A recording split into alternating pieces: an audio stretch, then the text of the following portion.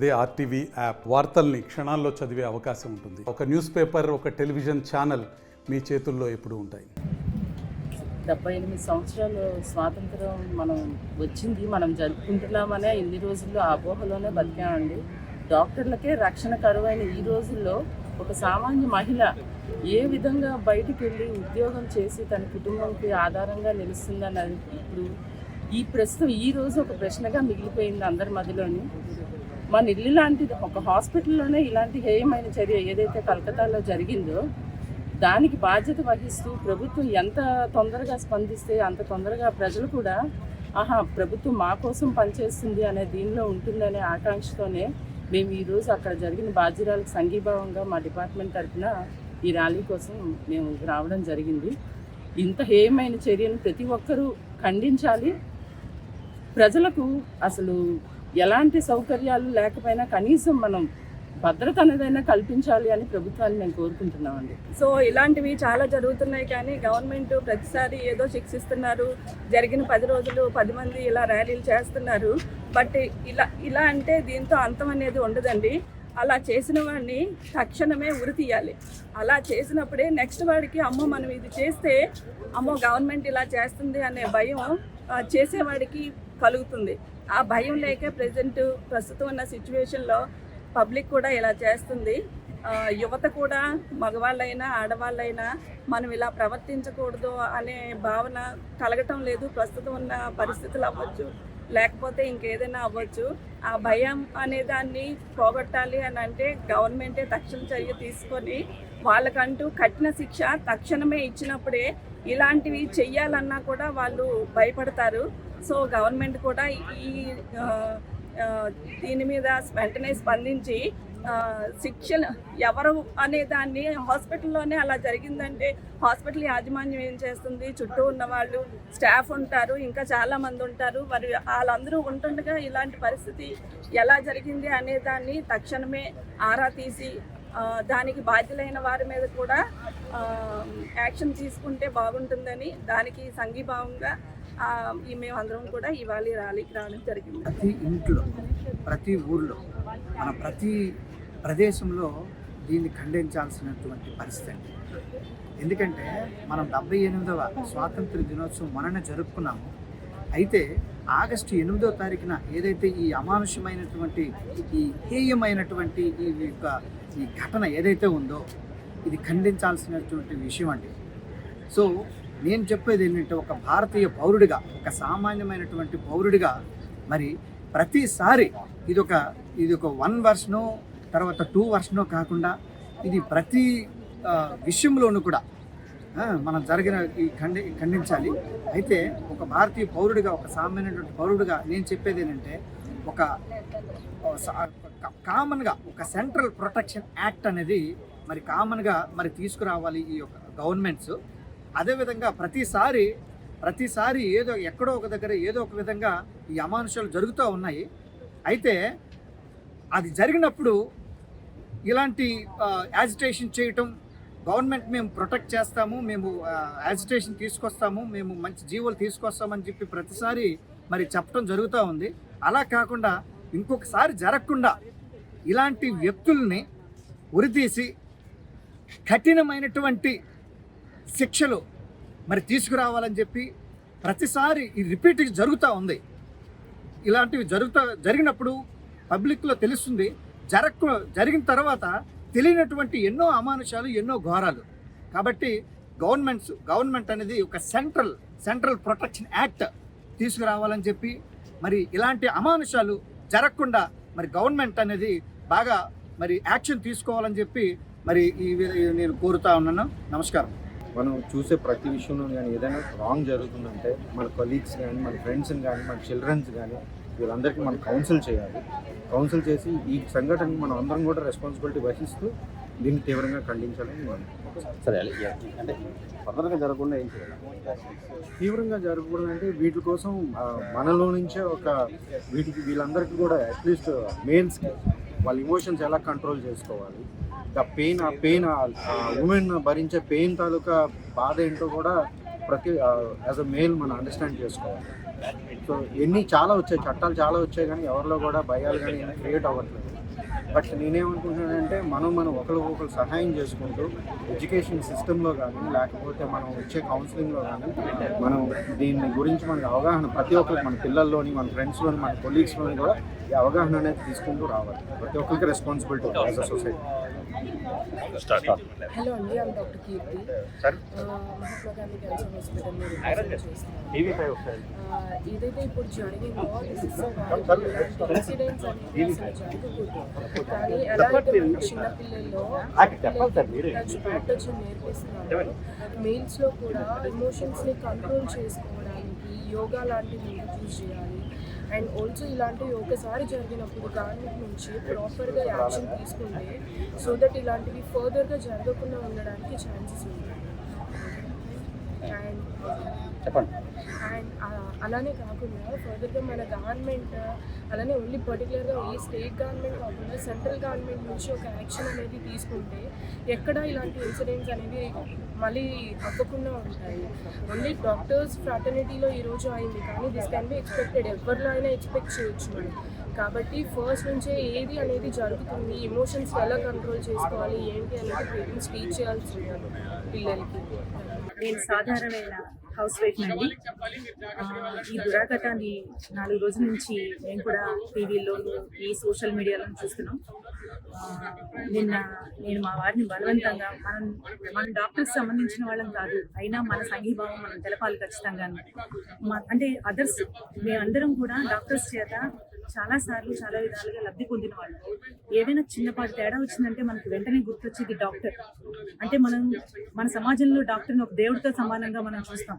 అలాంటిది ఈరోజు ఒక ఆడపిల్ల, దేవత లాంటి ఆడపిల్ల, ఎంతో కాయ కష్టంతో, ఎన్నో ఆశయాలతో, ఎన్నో ఆశలతో డాక్టర్ జీవితాన్ని ప్రారంభించి ఇంకా అది పూర్తి కాకుండానే మొగ్గలోనే తుంచబడింది. అది కూడా కామాంధుల చేతుల్లో, రాక్షసుల చేతుల్లో. ఇలాంటివన్నీ అరికట్టాలి. ఇది మళ్ళీ మళ్ళీ రిపీట్ అవుతుంది. 12 ఏళ్ల క్రితం ఇలాంటిదే ఒక పెద్ద ఇష్యూ జరిగింది ఢిల్లీలో. మళ్ళీ అంతకంటే పెద్ద ఇష్యూ ఇది. అది ఏ విధంగా జరిగింది అనేది మనం ప్రతి చోట చూస్తున్నాం, ప్రత్యేకంగా నేను చెప్పక్కర్లేదు. కానీ డాక్టర్స్ నైట్ డ్యూటీ చేయాలి అంటే భయపడే పరిస్థితి రాకూడదు. అది మనకే మంచిది కాదు. రేపొద్దున సామాన్య ప్రజలైన మనం డాక్టర్ దగ్గరికి వెళ్ళాలంటే నైట్ మేము 7 o'clock దాటితే మేము రావండి అని చెప్పే పరిస్థితిని మన దేశంలో తెచ్చుకుంటున్నాం. దాన్ని మనం ఎట్టి పరిస్థితుల్లోనూ కూడా సామాన్య ప్రజలందరూ వచ్చి ఈ డాక్టర్స్కి సంఘీభావం తెలపాలి. ఈ విషయం మీద సెంట్రల్ గవర్నమెంట్ కూడా వాళ్ళ చర్యలు తీసుకోవాలి. ఎందుకంటే స్టేట్ గవర్నమెంట్ మిన్నుకుండిపోతుంది, అక్కడ ఉన్న గవర్నమెంట్ పెద్దగా పట్టించుకోవట్లేదు. దీని మీద రకరకాల కథనాలు వస్తున్నాయి. అందుకని సెంట్రల్ గవర్నమెంట్ కూడా, మోదీ గారి ప్రభుత్వం కూడా దీని మీద ఖచ్చితంగా యాక్షన్ తీసుకోవాలి. వీలైతే కనుక అసలు వెస్ట్ బెంగాల్లో కంపల్సరీగా రాష్ట్రపతి పాలన పెట్టాలి. డాక్టర్స్కి న్యాయం చేయాలి. మేము ఇక్కడికి మా హౌస్ 30 kilometers అండి. మేము ముందుగానే నిన్న ప్లాన్ చేసుకుని మేము ఖచ్చితంగా వచ్చి డాక్టర్స్ సంఘీభావం తెలపాలనే ఉద్దేశంతో మేము వచ్చాం ఇక్కడికి. తప్పకుండా డాక్టర్స్కి న్యాయం జరగాలి. అలాగే విక్టిమ్ అయిన ఆ అమ్మాయికి, ఆ పేరెంట్స్కి కూడా ఖచ్చితంగా న్యాయం జరగాలి. మేము సామాన్య ప్రజలం, మాకు డాక్టర్స్కి ఎటువంటి సంబంధం లేదు. కానీ ప్రతిరోజు మనం డాక్టర్స్ లేనిదే మనం బతకలేము. రేపొద్దున ఇప్పుడు ఎమర్జెన్సీలన్నీ ఆగిపోతున్నాయి. రేపొద్దున్న దీనికి బాధ్యత ఎవరు వహిస్తారు? సెంట్రల్ గవర్నమెంటా, స్టేట్ గవర్నమెంట్సా, ఎవరు వహిస్తారు? మనం ఈ రోజున మొత్తం భారతదేశం అంతా కూడా డాక్టర్లు ఒకే తాటి మీద నడుస్తున్నారు. ఈ డాక్టర్స్ కి కంపల్సరీగా మనం కూడా మన సంఘీభావం తెలపాలి. అన్ని డిపార్ట్మెంట్స్ వాళ్ళు వచ్చి డాక్టర్స్ ఖచ్చితంగా సంఘీభావం తెలపాలి. ఆ ఉద్దేశంతోనే నేను మా వారి ఇక్కడికి రావడం జరిగిందండి. నేను all the way from 30 kilometers నుంచి ఈ రోజున డాక్టర్స్ అందరూ చేస్తున్న కార్యక్రమానికి సంఘీభావం తెలియజేయడానికి వచ్చాను. నిజంగా ఇది జరిగింది చాలా అమానుషం, దారుణం, అన్యాయం కూడా. ఎందుకంటే చాలా డాక్టర్ అనేటువంటి వాళ్ళు వైద్యో నారాయణ హరి అన్నారు. ఒక వైద్యుడు అనేవాళ్ళు మన దేవుడితో సమానం. ఇలాంటి దేవుడు లాంటి వైద్యురాల్ని చాలా అన్యాయంగా, అతి కిరాత్మకంగా చంపడం అనేటువంటి నిజంగా అమానుషం. దీని మీద యాక్చువల్గా ఇలాంటి జరుగుతున్నప్పుడల్లా ఏదో ఈ టైంకి మనందరం ఒక చోట పోగా ఏదో 4 కొవ్వొత్తులు వెలిగించేసి 4 కటౌట్లు పెట్టుకుని ప్లే కార్డ్స్ పెట్టి తిరగడం కాదండి. దీని మీద ఇమీడియట్గా ఒక స్టాండర్డ్ ఇన్స్ట్రక్షన్స్ లాగా ఒక అమెండ్మెంట్ పార్లమెంట్లో తీసుకురావాలి. ఇలాంటి కార్యక్రమం చేసిన వ్యక్తిని ఆన్ ది స్పాట్ చంపేసేటువంటి ఒక ఆ మధ్యన సజ్జనార్ గారు చేశారు ఒక అద్భుతమైన సీన్ క్రియేషన్ లాంటి. అలాగా సీన్ క్రియేషన్ లాంటి చేసి మళ్ళీ ఏదో ఇమీడియట్ యాక్షన్ తీసుకుంటే భయపడాలి. అంటే ఏ మగాడైనా సరే ఇలాంటి పని చేయాలి అంటే వాడు మనసులో ఒక థాట్ రాగానే వాడు వణుకు పుట్టాలి. అలాంటి అమెండ్మెంట్స్ మన పార్లమెంట్లో తీసుకొచ్చి దీని మీద కఠినమైన నిర్ణయాలు, ఇప్పుడు ఇరాక్ అలాంటి చోట్ల ఇలాంటి చేస్తే బహిరంగంగా ఉరితీస్తారు. కొన్ని చోట్ల బహిరంగంగా కాల్చేస్తారు. అలాంటి కఠినమైన నిర్ణయాలు వస్తే తప్ప ఈ దేశంలో స్త్రీకి స్వాతంత్రం అనేది లేదనేది. స్వాతంత్రం వచ్చి 77 ఏళ్ళు నుండి 78వ ఏడాది మనం అడుగు పెట్టాం. కానీ గాంధీజీ గారు చెప్పారు అర్ధరాత్రి 12ంటికి కూడా ఈ దేశంలో స్త్రీ నడుచుకుంటూ వెళ్ళినప్పుడే స్వాతంత్రం వస్తుందని. పేరుకే మనం స్వాతంత్రం జరుపుకుంటున్నాం తప్ప మన భారతదేశం ఇంకా స్వాతంత్రం రాలేదండి. ఇలాంటి అమానుషాలు జరిగినంతకాలం మనకు స్వాతంత్రం రానట్టే లెక్క. దయచేసి నేను ఈ మీడియా ద్వారా నేను పార్లమెంట్కి, మోడీ గారికి డైరెక్ట్గా తెలియజేసేది ఏంటంటే స్ట్రిక్ట్ రూల్స్ తీసుకురండి, స్ట్రింజెంట్ రూల్స్ తీసుకురండి. ఎవరైనా ఈ పని చేయాలని భయపడేలాంటి రూల్స్ తీసుకురండి. దాంతో ఏంటంటే కొంతవరకు మనం ఖచ్చితంగా దీన్ని అరికట్టగలుగుతాం అనేటువంటిది నా అభిప్రాయం. Thank you for giving me this opportunity. Actually, women are women's greatest enemies. Wherever any crime is there against women, it is the woman who is usually found the culprit. We women are supporting, that's a great thing. And other thing, our country should be ashamed that we are not able to stop a rape in Calcutta. When the country is aspiring to be a superpower, this is not the way a country should proceed. And when you feel that nothing is going to happen to you, that's why you don't participate in all these rallies and all. But when it happens to you, you know the pain. When you go in someone's shoes, when you wear his shoes, you'll know the pain of the anguish and agony these people have gone through. So, what type of amendment do you want? There should be a revolution. See, that quote, you know what quote I said, every sinner has a future. That is creating a problem in India. All the judges and all they told every sinner has a future. And whoever has committed this crime are roaming freely, and whoever are the victims, they are put in a cage. They should be left free. But they are put in a cage, and the people who are committing all this crime, they are roaming freely. So the court are mainly responsible for this type of thing. Unless they take drastic action, unless they form a new set of implementation of rules, this thing will be continuing like that. So I request all the people to come out and express. This is the time only where we can bring a change in India. Without this thing, we cannot. So యాక్చువల్గా incident మీద మేము అందరూ స్పందించేది ఏంటంటే first యాక్చువల్గా ఇది స్టిచ్ తత్వం రావాలి. So central government, Modiji and team everyone should have to respond about this one. ఎందుకంటే ఇది ఇప్పుడు ఇది జరిగింది ఫస్ట్ టైం ఏం కాదు, ఇది చాలా టైం రిపీట్ అవుతూనే ఉన్నాయి. అన్ని ఇన్సిడెంట్ చాలా జరిగాయి. బట్ ఏంటంటే ఈసారి మాత్రం ఇంకోసారి ఎవడైనా తప్పు చేయడానికి భయపడాలి. సో ఈ ఇన్సిడెంట్ జరిగిన వ్యక్తిని కూడా స్ట్రిక్ట్ పనిష్మెంట్స్ ఇవ్వాలి. సో ఉరి తీయడమే కాకుండా వాళ్ళకి ఏంటంటే ఎలాగైతే అమ్మాయిని, డాక్టర్ గారిని మనకి ఇలా చేశారో, సో అందరికీ ఆల్రెడీ స్ప్రెడ్ అయ్యింది కదా, ఇన్ఫర్మేషన్ తెలిసింది కాబట్టి. సో ఇక మీద ఎవరైనా అలా చేయాలంటే ఈ పర్సన్ మాత్రం పర్టికులర్గా ఇండివిజువల్గా ఆ బాడీ అనేది ఉరి తీస్తే వారికి ఏమొచ్చి సమాజానికి ఏం తెలియదు మాట. ఏదో ఎంటర్టైన్మెంట్గా చూసి జనాలు అందరూ ఎంటర్టైన్మెంట్లో ఫీల్ అవుతున్నారు. అలా కాకుండా సీరియస్ ఇష్యూగా ఇది తీసుకొని, సీరియస్ మ్యాటర్ అని తీసుకొని ఇదన్నీ క్లోజ్ చేసి ఆయన కూడా ఇండివిజువల్గా బాడీలో ఒక్కొక్క పార్ట్ తీస్తే ఎంత పెయిన్ ఉంటుందో, సో అప్పుడు ఏమొచ్చి సొసైటీకి తెలుస్తుంది అన్నమాట. అప్పుడు వేరే వాడు భయపడతాడు. ఇంకోసారి తప్పు చేయాలంటే ఎవడైనా భయపడాలన్నమాట. ఉరి తీసేస్తే ఆడికి ఏం పెయిన్ ఉంటుందో ఒకేసారి పోతాడు. అలా కాకుండా ఒక్కొక్క బాడీ తీసేస్తే ప్రతిసారి అప్పుడు ఇంకోటి భయపడతాడు అన్నమాట. ఇలా జరుగుతుంది. ఇంకోసారి ఎవడు కూడా చేయడానికి ముందుకు రాడు. ఏదైనా చేయాలన్నా, ఒక కత్తి పట్టుకోవాలన్నా, ఏదైనా అమ్మాయికి ఎలా చేశాడో ఇంకోసారి భయపడతాడు అన్నమాట. ఎవడైనా ఏదైనా చేయాలన్నా ఇంకోసారి అడిగి ఇంకా ఉనికి పుట్టుకొచ్చి కామ్గా వెనక్కి వెళ్ళిపోతారు అన్నమాట. సో అది చేయాల్సింది ఫస్ట్ గవర్నమెంట్ ఏమొచ్చి ఉరి తీయడం కాకుండా ఇండివిజువల్ ప్రతి పార్ట్ తీసి చూపించాలన్నమాట. మొత్తం అంతా స్ప్రెడ్ చేయాలి. ఇప్పుడు ఎలాగైతే ఈ అమ్మాయిని టెలికాస్ట్ చేస్తున్నారో ఫొటోస్ ఇవన్నీ కూడా, అలాగే ఏమైతే ఏం జరుగుతుందో మొత్తం అన్ని ఆయన్ని కూడా మొత్తం సొసైటీకి అంతా చూపించాలి. అప్పుడు ఇంకోటి తప్పు చేయకుండా భయపడతారు. ఇది నా information. Thank you very much. భారతదేశంలో ఉన్నటువంటి లేదా భారతదేశంలోనే ఉన్నటువంటి రాష్ట్రాల్లోనే యంగ్ లేడీస్ మీద అనేక అత్యాచారాలు జరుగుతున్నటువంటి సంఘటనలు ఈరోజు చూస్తూ ఉన్నాం. భయంకరమైనటువంటి వాతావరణం.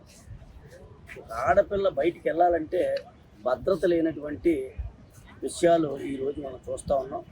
ఆడపిల్ల బయటికి వెళ్ళిన తర్వాత మరలా ఇంటికి వచ్చిన దాకా కూడా చాలా టెన్షన్ తల్లిదండ్రులు, కుటుంబ సభ్యులు కూడా ఫీల్ అయ్యే పరిస్థితులు ఈరోజు వస్తూ ఉన్నాయి.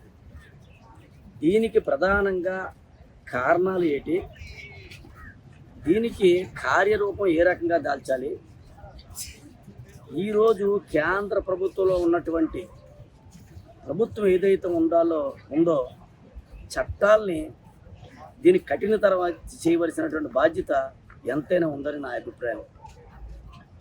గతంలో ఉన్నటువంటి చట్టాలు, శిక్షలు ఇటువంటి వాటికి కఠినమైనటువంటి శిక్షలు లేక మరలా వీళ్ళు చేసినటువంటి ఆకృత్యాలు, అఘాయిత్యాలు లేదా కత్తిపోట్లు లేకపోతే రేపులు అనేకమైనటువంటి బాధలు అనుభవించిన వాళ్ళకి తెలుస్తుంది. వారు మరలా చట్టం రూపంలోనూ అడ్డు పెట్టుకొని మరలా బయటకు వచ్చి స్వేచ్ఛగా తిరుగుతున్నటువంటి దృశ్యాలు మనం చూస్తూ ఉన్నాం.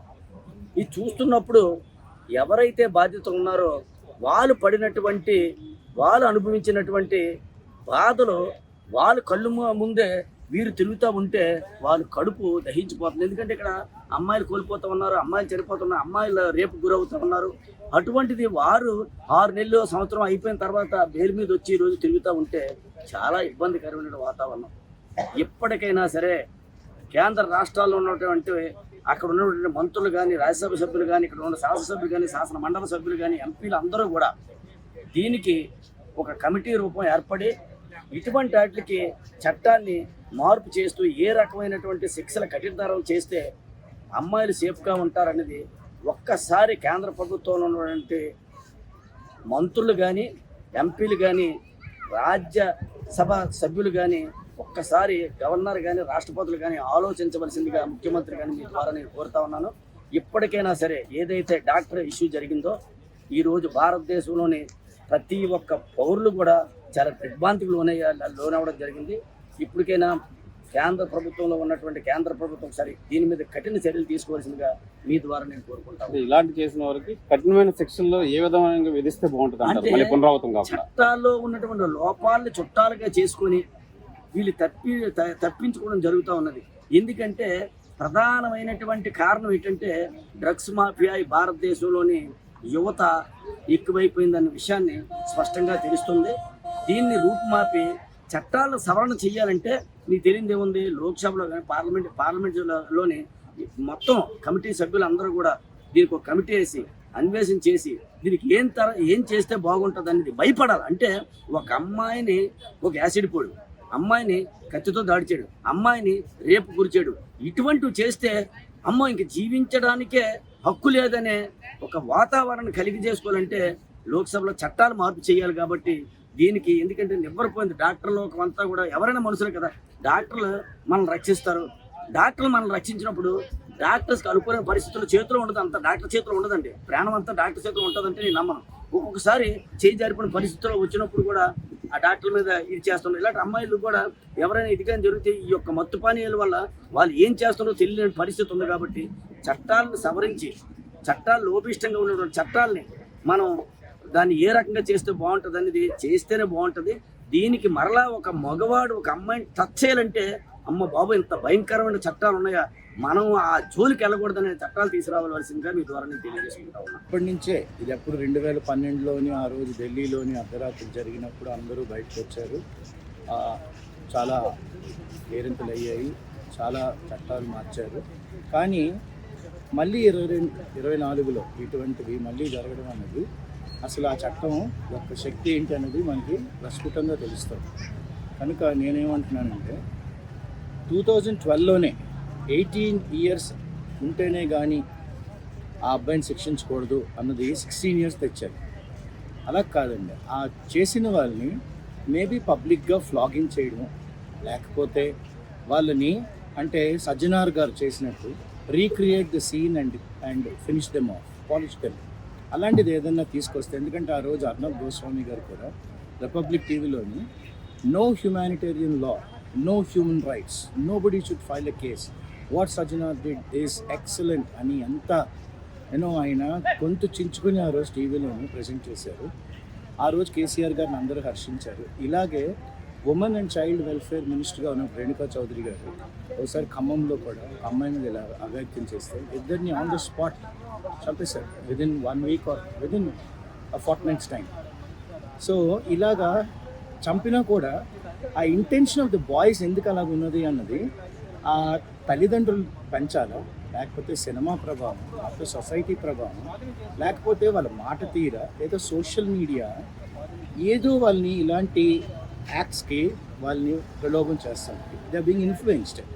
అందుకనే సోషల్ ఇన్ఫ్లుయెన్సర్స్, ఈ సినిమా యాక్టర్స్ వీళ్ళు కూడా కాస్త అంటే ఇటువంటి ఏమంటారు వైలెన్స్ అనేది on women, let us not use the word according to article section IPC 375, but 376 is punishment for that act. దాన్ని చాలా స్ట్రాంగ్గా చేయాలి అని, చాలా అమెండ్మెంట్స్ తీసుకురావాలని మీ టీవీ ద్వారా నేను కోరుకుంటున్నాను. మీరు చేస్తున్న ఈ పని చాలా ఉత్తమం. మీది నేను చెప్తున్న ఈ న్యూస్ అంతా మన అనిత మేడం గారి వరకు తీసుకువెళ్తారని, ఆవిడ మంచిగా ఆలోచించి చట్టాలను కూడా మార్చి ప్రతి స్టేట్కి ఇలాంటి హోమ్ మినిస్టర్లు ఇలాంటి వాళ్ళు ఉంటే, లేడీస్ని పెడితే వాళ్ళు ఎంపథైజ్ అవ్వగలరు. ఎస్, జరిగింది ఒక అమ్మాయికి, నా కూతురికి అవ్వచ్చు, లేకపోతే ఇంకొన్ని ఎవరికి అవ్వచ్చు. అప్పుడు ఏంటి, మన వరకు వస్తేనే కానీ జరగదా ఇది అన్నట్టుగా కాకుండా, ఇప్పుడు డాక్టర్స్ ఎంతమంది నడుస్తున్నారండి, వాళ్ళందరూ చేస్తున్నారు, కానీ మిగతా వాళ్ళందరూ వాళ్ళ బిజీలో వాళ్ళు నడుస్తున్నారు. అంటే మనకు పట్టలే, మనకు జరగలే.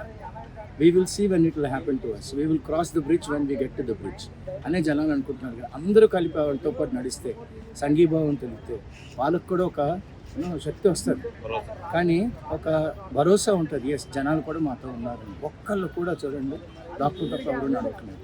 ఇది చాలా బాధాకరం. మనకు జరగలేదు కదా, వాళ్ళు చేసుకుంటారులే, వాళ్ళు చూసుకుంటారులే. దాని మీద డిస్కషన్, ప్రతి ఒక్కళ్ళు బీచ్ రోడ్ మీద కూర్చున్న అందరూ, టీ తాగుతున్న వాడి దగ్గర నుంచి, కాఫీ తాగుతున్న వాడి దగ్గర నుంచి, ఈ అంబులు తాగుతున్న దగ్గర నుంచి అందరూ విశ్లేషకులే. కానీ మీరు చేస్తున్న ఈ RTV చేస్తున్న ఈ ఉత్తమమైన యాక్ట్ని మేము హర్షిస్తున్నాం. And I thank you for giving me this opportunity. Hyderabad Suchitra circle కి ఒక విశేషం. మీ లలిత జ్యువెలరీ సుచిత్ర సర్కిల్ కి వచ్చేసింది. ఆగస్ట్ 18న బ్రహ్మాండమైన ప్రారంభోత్సవం. Lalitha jewellery, A block, Green Park Avenue, Suchitra road. మీ లలిత జ్యువెలరీలో ధరలు చెక్ చేయండి. డబ్బులు చాలా చాలా ఆదా చేస్తారు. డబ్బులు ఎవరికి ఊరికే రావు.